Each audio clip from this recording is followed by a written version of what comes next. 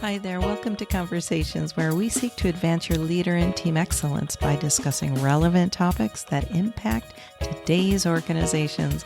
Welcome to the show. Well, hey there, and welcome to Conversations, where today we have Dr. Joseph Umidi, EVP of Regent University, responsible for student retention with a coaching culture. Joseph is also the founder, CEO of Life Forming Leadership Coaching, certifying Christian leadership coaches globally for 25 years. He is the founder of Imagination Partners, providing online marketing solutions for Christian coaches and small businesses. Author of 5 books and numerous articles pertaining to Christian leadership and coaching. Joseph is also a spiritual father, coach, consultant to numerous pastors and Christian leaders. Welcome to the show, Joseph. How are you on this glorious day? I am so glad to be here, and I love what you're bringing to the table, and thank you for allowing me to be part of it. Oh my gosh, yes. Well, we were on a panel recently, a couple months ago, I think it is already, or last month, and that was on artificial intelligence. And I knew at that point, after that discussion, I'm like, I need to bring what he's doing onto conversation. So I appreciate the time that you are giving to the audience of Conversation today. I love conversations, and I think coaches especially should steward some of the best conversations around. That's right. You know it. Well, we are stepping into a new year, and I know that you talk about business breakthroughs. So how are conversations the next step to 2024 business breakthroughs? What do you think about that? Well, I've been doing business and ministry combined for years, but there was a season when I was kind of not in a very vibrant place. I was on a plateau. I was basically drifting through life. Not good when you're in front of people all the time. You're supposed to be a spiritual leader and a business leader.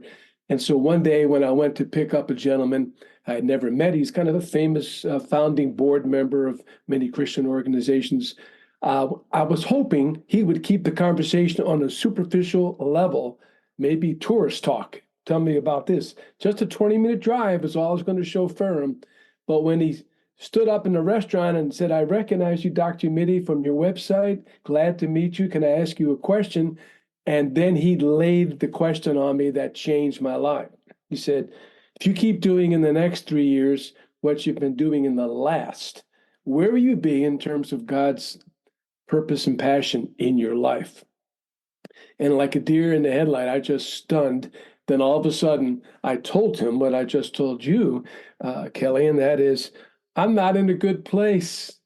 And anyway, 20 minutes later, he had only asked me 5 questions, and it got me into a tailspin of reflection in which I came out of it and made a commitment that I was going to try to have one of those conversations to bring breakthrough every day. And if possible, I would train tens of thousands of people in my lifetime to do it. A year later, I met him and I said, "What happened that day? That's very unusual. I'm trying to follow your footsteps." He said, "Before I met you, I made 2 decisions. Number one, I decided that I unconditionally loved you." That was new to me. I thought I had to get to know people and like them and their values first. And he said, "Secondly, I prayed that you'd have a breakthrough in one conversation," and it happened. So I'm all about passing the baton or keeping the movement going. And I think you mentioned, Kelly, that at Regent, when I became a coach and coach trainer, I brought it into the organization, which I hope every coach on this call gets to do, is that bring it in, the influence, and start not just with coaching, but with conversations and even modeling, hopefully training people. So I did what this guy started me to do. I called it real talk. Instead of, it's based out of Luke 24, instead of when they said, "Did not our hearts burn within us while he talked with us along the road?" So without stained glass, just the plain glass, how can our conversations do that? So I tried to model that. And Kelly, I don't know about you, but I have to be intentional about this because I'm basically an introvert. I'm with my wife in the car and we're driving 2.5 hours to Richmond from where we are. I'm talking to myself in my head the whole time, thinking I'm having a great time. She's sitting there. And anyway, she says, honey, can I remind you of something? Yeah, what? Uh, the conversation, the quality of our conversation is a barometer of the quality of our relationship. Oh, you're Ooh. right. So I trained 1,700 staff at the university. It's a university of about, I think it's 13,000 now, mostly online. But I trained them to have retention conversation, basically how to let someone feel prized, special, honor, how to somehow know something about their hopes, dreams, and fears within the first conversation, if possible. And out of that, we moved the needle, not just me, the entire effort, but I was a key part of training people. We moved the needle from, I think, 86% retention rate to, over the next 2 years, 92%. And Kelly, in a university that That is spends so much money to get students, the game is retention. And yes. if you can move the needle one dot on if you have 10,000 or more students, that saves the university $1 million a year. So that's $1 million training. Yeah. I didn't get anything from it, but I got the satisfaction of passing on what he had done with me that day when I met him and took him for that 20-minute drive. And retention, if we move that into an organization, right? So we're talking about students here, and think about it as an organization, really being able to retain the people, the good people that you have. That it costs more to train up new people than it is to keep your good people and keep them happy and engaged. Well, in your work, people don't leave jobs, they leave relationships. And in the kingdom, whether you're in the kingdom or not, the economy or the currency of the kingdom of God is relationships. But the currency of relationships is conversation. So if people are going to have better managerial supervision, peer, direct report conversations that are not like a one size fits all, but a tailor-made, honoring way, you're going to retain more employees and you're going to be a better relational leader for sure. So that's kind of what I live for, is relational leaders that really create a culture of honor within any organization, starting in the home with your kids, let alone in the church or the community or the corporation. Yeah, because I mean, we are built on relationships. And like you said, whether it's at home or at work or at play, all those areas, it is so important. That's one thing that I am passionate about, is really developing relationships. And the work that I do many times is with teams. And so really bringing into uncovering, what does this relationship look like as a team? And are you really a team? Because it is based on the relational capital that they have. I don't know how I got this contract, but I had a large hotel chain that wanted to be in the top 10 of customer service excellence, to like 5-star. And so they heard that I do coaching, and their definition was just tell people what to do. And here's the checklist, make sure they do it. I said, well, that'll help your frontline staff to serve. But I think there's so many other things that aren't on your list that they're never going to serve unless they have a heart for it. Well, the problem was, Kelly, they didn't have a heart, the managers, for their frontline staff. They looked down at them. They weren't as educated. They basically, and so I started to train them in conversation. And I quickly knew, hey, you can do the techniques of a conversation, but if you don't have a heart for a conversation, it's just a gimmick. Anyway, I asked this question to start. Ask your frontline staff this question before you kick your feet out of bed in the morning and they touch the ground and you think about coming to work today. What are you really looking forward to? And to their amazement, like 78% said, to send as much money back to our uncles and aunts and friends in our home country because they're in such poverty. Well, the managers were cut to the quick in their conscience. This is a secular organization, but they realized these people, uneducated, had higher family values and were living more sacrificially than we were. Something shifted, and they began to honor their staff. All of a sudden, the staff reports came in. Customers said, I came to your hotel, I had a bad back, I asked for another pillow. Your frontline staff said, I'm sorry, we're out of pillows, but wait, I'll find a way. That was the common expression, but wait.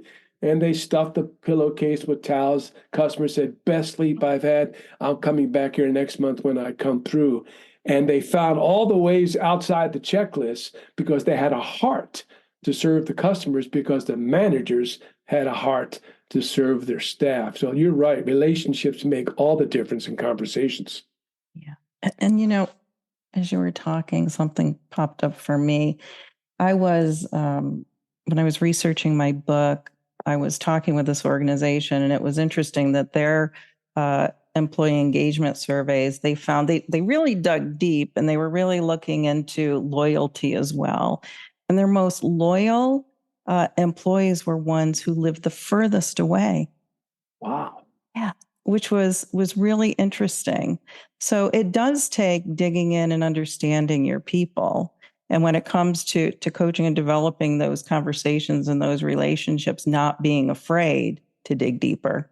We're not looking in the rearview mirror, but we do need to dig deeper and find out a little bit more about who the person is in front of us.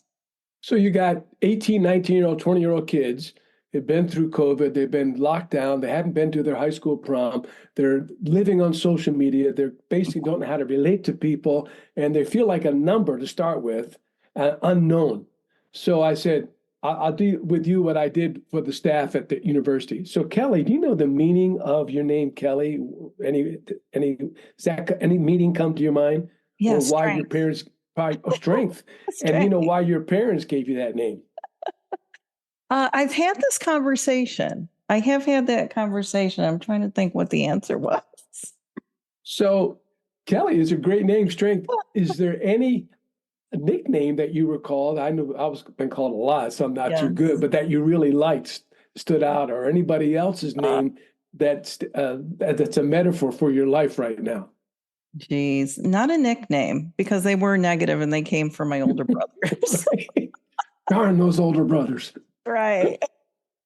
But anyway, one of the idea is, I say to the staff, when you meet a student, hey, ask them, hey, hi, what's your name? Oh, do you know the meaning of your name? Know why your parents gave that name? Is there any nickname? And all of a sudden, they begin to feel known. I am known. Somebody knows something about me that nobody else does. And that I am known is such an important part of retention. Within the first 3 to 6 months, at least 6 people know something about me other than my student number. It's very important for people to be known. There's in South Africa, there's a tribe that when they see you, they say Sababuna, and it means actually I see you. And the response is something like Subabana or something, and it means I am known. So because you see me, I am known. So I think conversations really start with seeing somebody beyond the surface and being curious and interested enough, as any coach should be, with a client. But doing it in an organization brings a coach approach without coaching, but with presence, connecting, and seeing that people feel like I am known, I belong, I matter, I'm loyal, I'm part of this organization. Yeah, for sure. So why is this then the ideal time to implement transformational coaching at work? And I know that you talked about even like with COVID and the things that people have experienced. Well, I think you brought it up earlier, and that's when we met over the AI workshop. The AI is an amazing, movement that's just sweeping the earth, and basically it just overwhelms you with so much information access. And so the reason why transformational coaching is more important now than ever is because as companies rush to the AI solutions, they can easily underplay the relational, the conversational, the connection, all the things we've been talking about can take more of a back seat to get more transactional in the information and less transformational in the approach to leadership, teams, management, coaching, and so forth. So I think there's a healthy balance between the two, because AI is not going away, but now's the time that the coaching movement steps into that and make sure there's a nice partnership between AI, I call artificial intelligence, and transformational intelligence. I wrote a book called Transformational Intelligence, subtitled Creating Cultures of Honor at Home and at Work. And anyway, I came up with some ideas on that I enjoy having people assess their level of cultural intelligence, relational intelligence.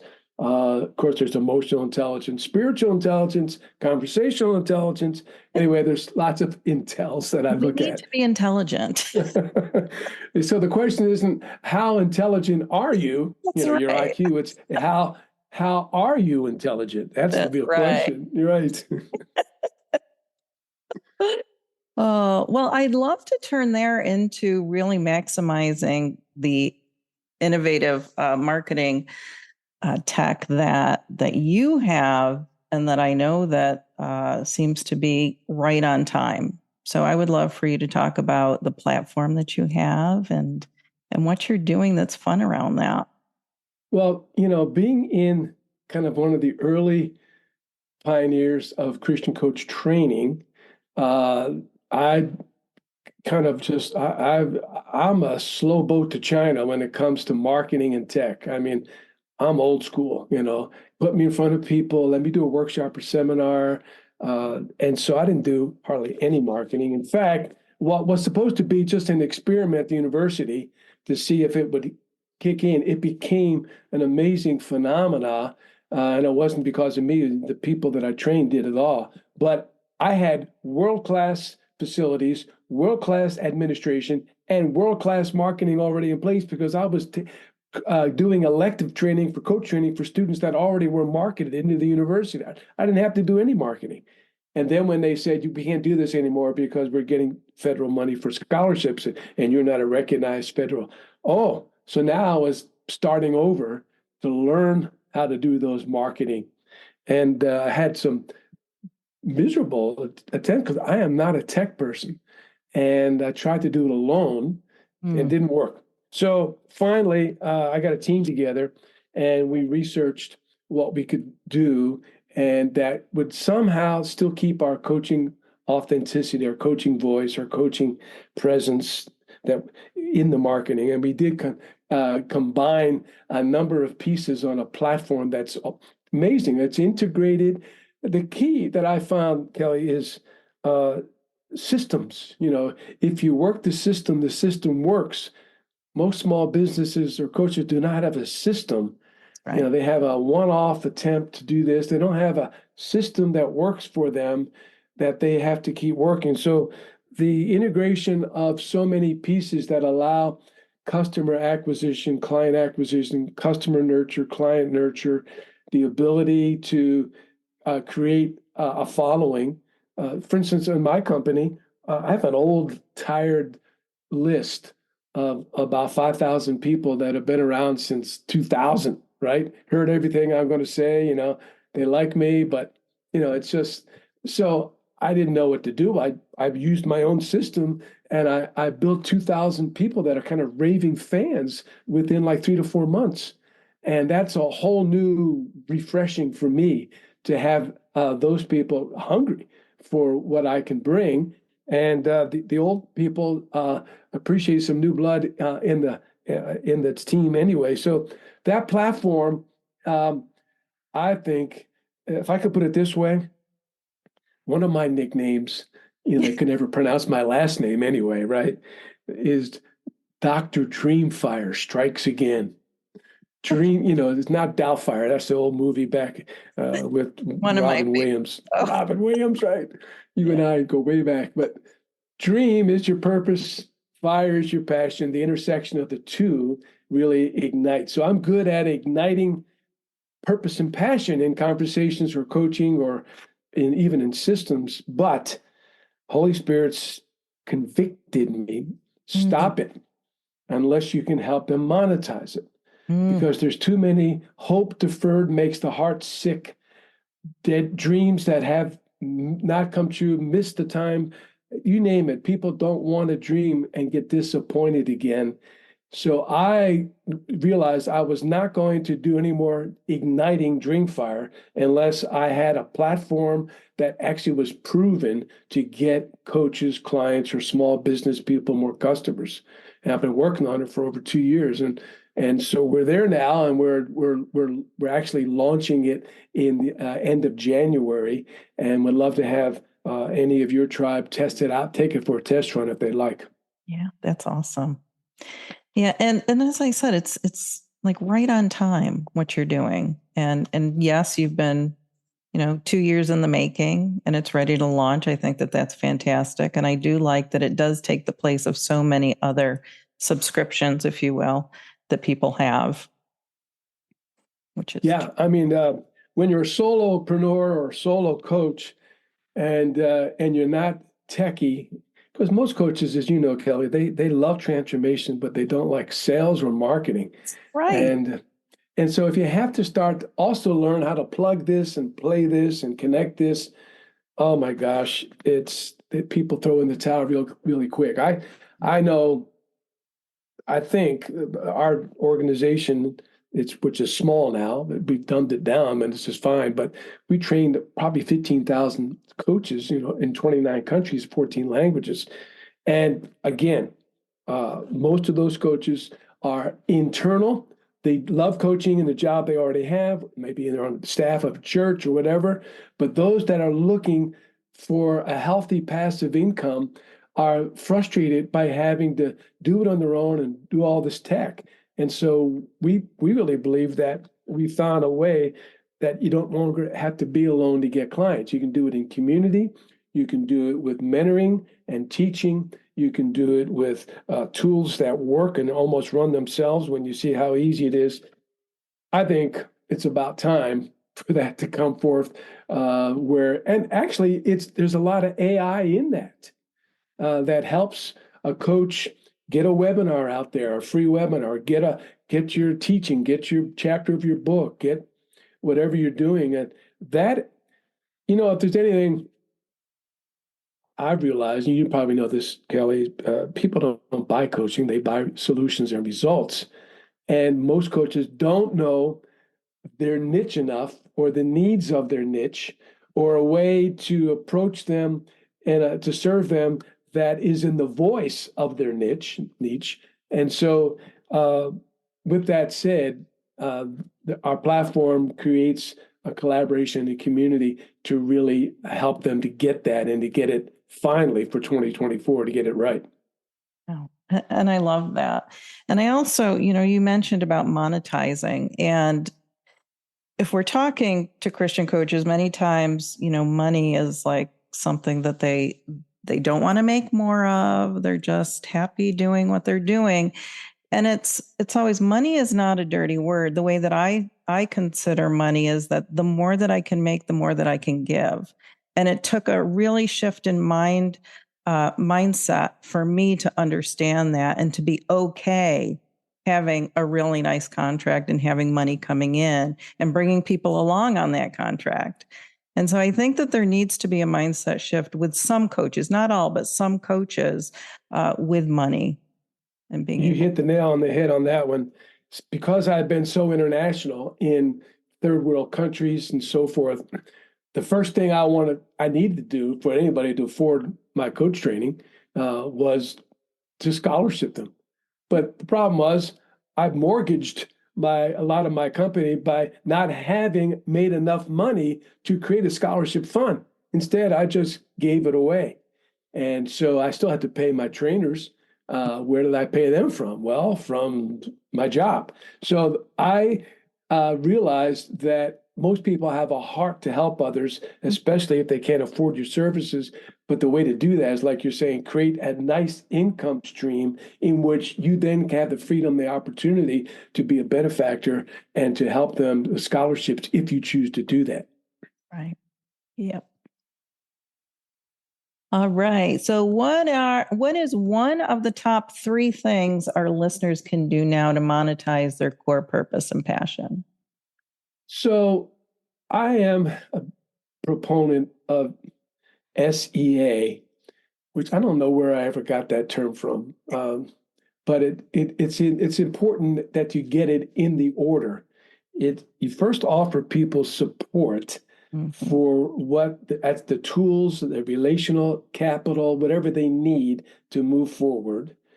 And then you offer encouragement because when they get discouraged, when they hit the wall in their workout, you've got to be there. And then third is the accountability, which only comes third after the support and encouragement. And it's only accountability to what they ask you to be accountable to, which is a coach approach, But SEA, without SEA, any of you in the listening audience today that can make a successful coaching career or get clients as a small business person or coach without SEA, well, thanks. You ruined it for the rest of us mortals. Because if you do that, you might as well take all the one another verses out of the Bible because they're not needed anymore, right? Right. So I have a real theology about this that I'm so ruined for the ordinary, Kelly, that anything I'm teaching or preaching on, marriages or something, I never offer a webinar, seminars, anything without doing SEA within the webinar seminar and then offering it on the other side of it, making sure that they started it and that they can do it for the next 3, 5, 6, 8 weeks afterwards to really lock in, the momentum, which is the second thing, and that is SEA gives you momentum. Momentum is real. I don't know why I've become a rabid football fan after not even being interested in it for years, but I'm watching the momentum shift. All these teams that were great are now losing, and momentum. My team is losing. Momentum is a real deal. So, if you're, how do I put this? If you're boiling, I don't have the exact science on this, Kelly, but if you're boiling water and you want to, get it quicker, you get that egg boiling quicker, you turn up 1 degree of heat, But when it gets just before the boiling point, it takes so much more energy to boil the water than it just be in that phase of liquid water that it's not 1 more degree to get there. It's hundreds of energy. You need to turn it all the way up because boiling is a major phase change. So what that means, I think, is that if you really are looking for significant phase change in your personal coaching, calling, your business in 2024, you just can't tip it up a notch in your own energy. You need the additional phase change energy of SEA, other people like-minded, to really support, encourage, and hold you accountable to get the momentum for that water to boil.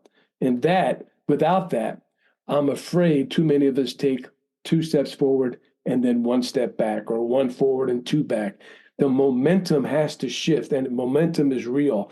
And when it shifts long enough, it stays where it is and doesn't go back. And that's where this community, no longer alone do you need to try to make it work. You can do this in community with what we're all doing, with what you're doing in your wonderful e-magazine and your conversational podcast. You're creating communities of SEA, and I appreciate you for that. Well, thank you. Well, we weren't designed to do life alone, to work alone. It's just, how the Lord has just put it in our hearts, and we need to be open to that in community. Because as you were talking before about, coaches love to serve people, but they don't necessarily like the other things that go along with running a business. That you can talk to anybody in a profession, and it can be their heart is somewhere, but there's things that they just don't like to do. And it's always about, collaborating and being with others. So I appreciate it. Because I've been at one job for 38 years, I'm now an expert at the life message, making a living doing what you love, because there's plenty of parts of my job, different regimes I've served under, that I haven't loved at all. I hate it. And a lot of it has to do with admin and that kind of stuff. But I found ways through SEA and other things to really make it an adventure, make it a game, make it a challenge that I could do rather than feel like I get frustrated, stressed, or feel like I have to quit. So I'm not saying you should stay at one job 38 years, but I am saying you can do the things that you don't like to do or don't know how to do in a way that's a lot more fun and an adventure than you ever imagined. It's about fun and adventure.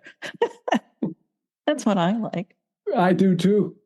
That's one of the things that's my passion, is that if I could do one thing in 2024, it would be take a bunch of executives on to a safari or some kind of eco tour.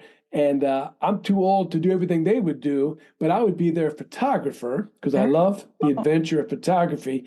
And then around the campfires at night around the world, I would have the coaching conversations, unpacking what their aha was. And, the reason that's important is because you have to get offsite to really get insight. And too many of our leaders are so caught up in the corporate in structures and then the environment, they've got to get out of there. And that's why when Jesus touched the blind man, he said, well, what do you see? Well, I see men like trees walking. He touched them the second time. My principle is a lot of leaders need to see the trees before they see the creator.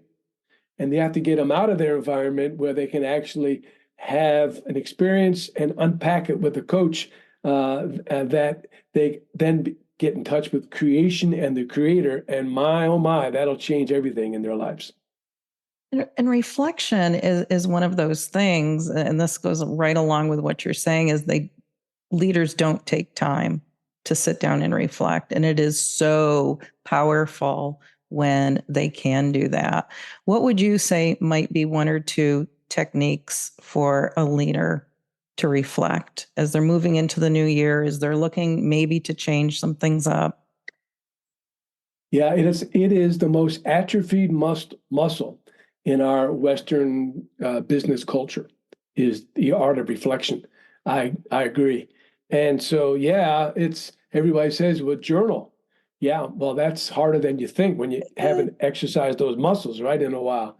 So I think you've got to find something like photography, like taking walks with music on, like getting into some other rhythm that actually produces the ability to see things from another perspective, to think, like you said, mindset, shift your mindset in a different way.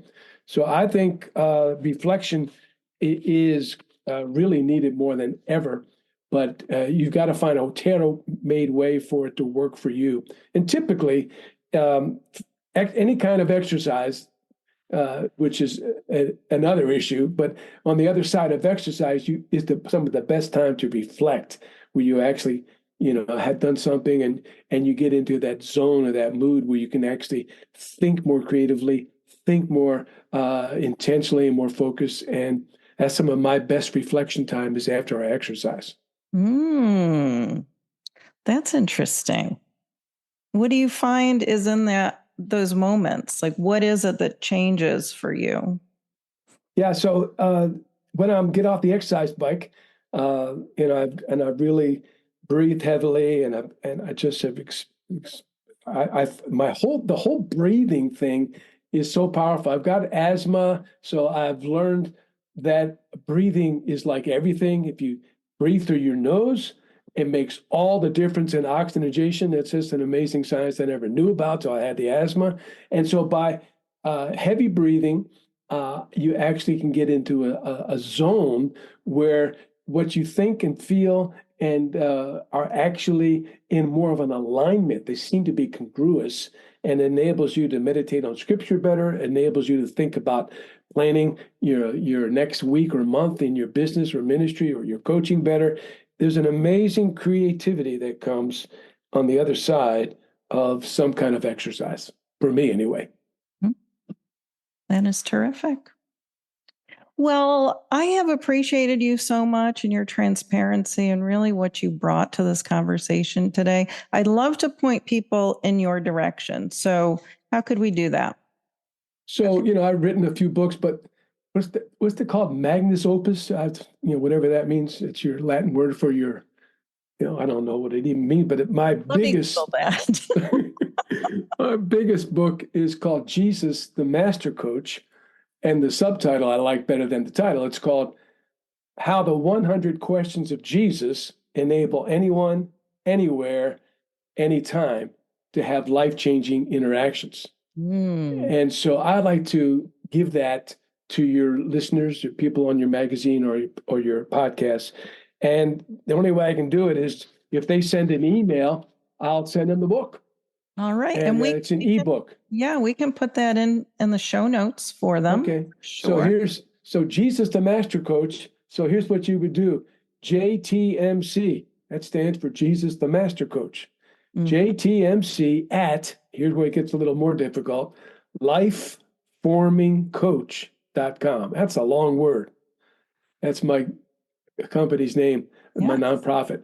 Lifeformingcoach.com. Yes. So it's JTMC at lifeformingcoach.com, and we'll send you the ebook and be glad to do that. If anyone's interested in jumping on that platform at the end of January, when we launch it, we'd love to have you. You can get on there, kick the tires and so forth. That's going to be an exciting group of people that are coaches getting clients or businesses, and that would typically be, I think, $95 for the membership, but we're going to somehow, if they want to even check it out, it'll be $65 a month for anybody that says, I'm with Dr. Kelly, to check that out. And we'll let them even jump in for free for the first couple of weeks to see what it's about. So that'd be a lot of fun.